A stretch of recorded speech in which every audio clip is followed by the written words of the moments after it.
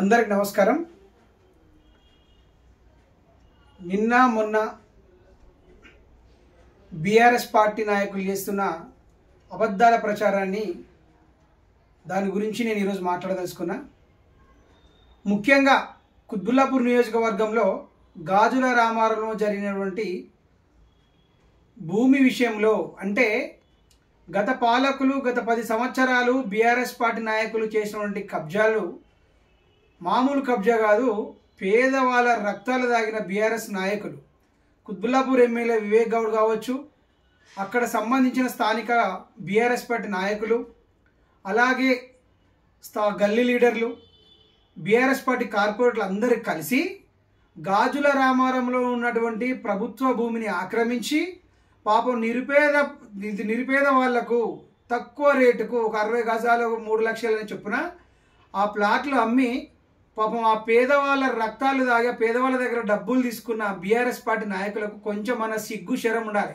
మా ప్రభుత్వ పైన బురదజల్లే ముందు ఏమనంటే రేవంత్ రెడ్డి పైన బురదజల్లుతున్నారు। హైడ్రాస్, ఎస్, హైడ్రా వల్ల ఎంత ఉపయోగం జరిగింది తెలుసా? నాకు తెలిసి ఇప్పటికి హైడ్రా వల్ల ఒక 50,000 కోట్ల భూ కబ్జా నుంచి హైడ్రా కమిషన్ సేవ్ చేసింది।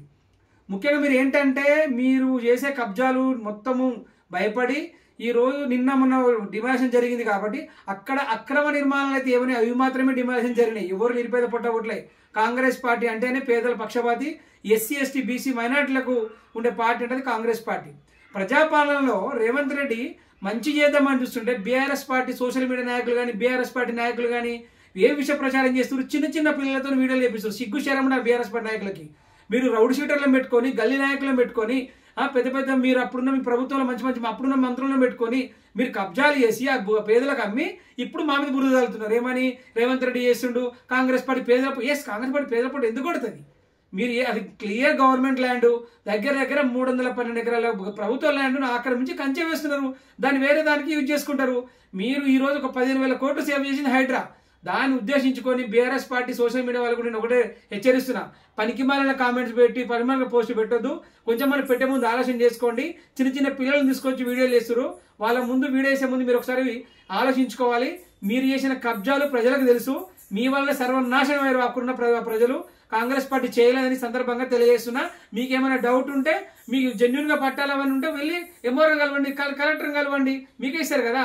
అది ఓన్లీ బీఆర్ఎస్ పార్టీ నాయకులు అమ్మినారు। ఎవరైతే మీరు డబ్బులు కట్టారో వాళ్ళ దగ్గర మీరు అడగాలని విజ్ఞప్తి చేస్తున్నాను।